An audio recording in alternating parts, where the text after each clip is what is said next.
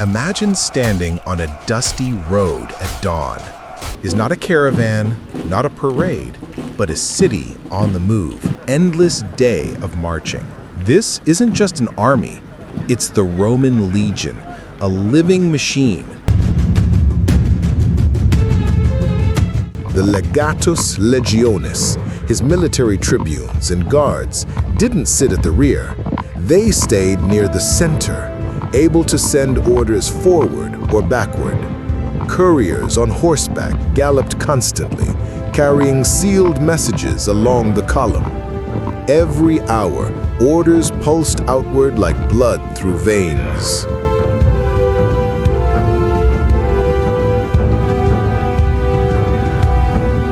Then came the corps, the legionaries themselves, 13,000 men, organized into cohorts and centuries. Veterans set the pace at the front, recruits kept in the middle, troublemakers watched at the rear. They marched in columns 2 or 3 men wide, able to snake through valleys and mountain paths without breaking formation. Every man carried his world: shield, javelin, armor, rations, tools.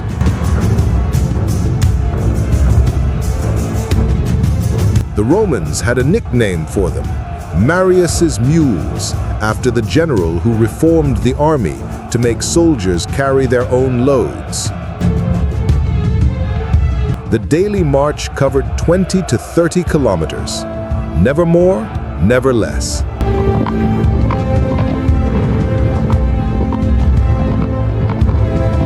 Too much, and the men collapsed. Too little, and the campaign stalled. Rome advanced like a heartbeat, steady, relentless. If a man fell behind, the rules were cruel. If help was near, he was lifted up. If not, he was left. Efficiency came before mercy. Behind the legionaries came the impedimenta, the baggage train. Hundreds of carts and thousands of animals carried grain, vinegar, tents, tools, artillery parts, even scrolls and maps.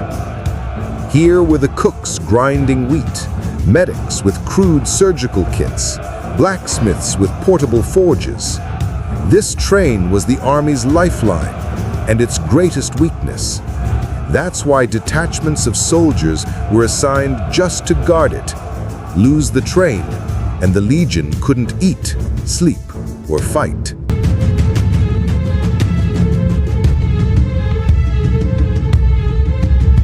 At the very back was the rear guard.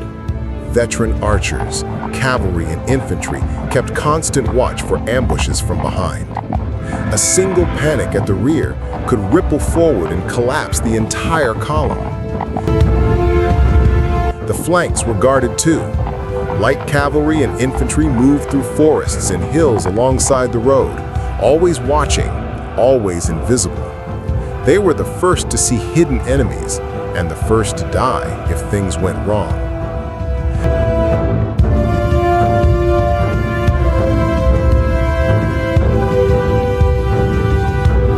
By late afternoon, after marching 25 kilometers, the legion stopped, but rest wasn't allowed. They built a fortified camp every single night.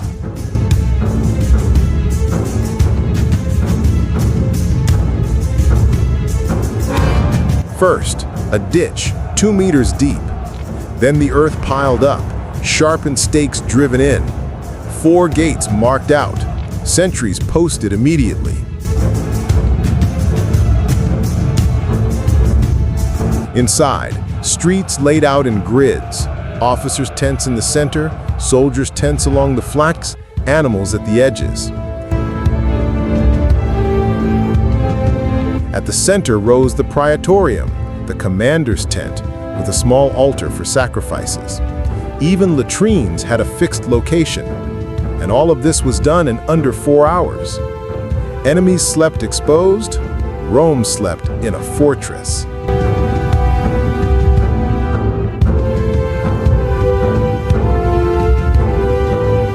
Only when the walls were up did soldiers eat. They ground grain, boiled porridge, drank sour vinegar water called posca. Small fires flickered, but silence was enforced. Medics tended wounds, animals were fed, equipment repaired.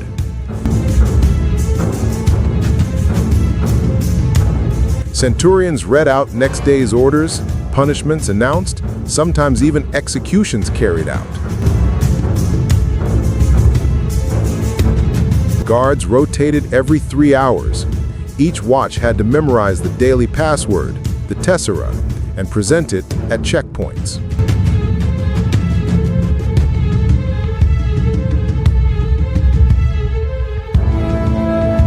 Fall asleep, and the penalty was death, executed by your own comrades.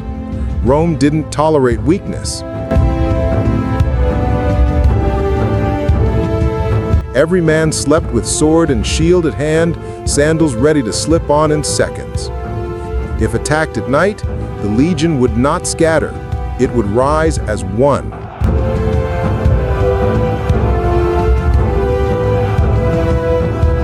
And so ended another day in the life of the Roman legion on the march. A machine of men and animals, discipline and fear, grinding forward across the world.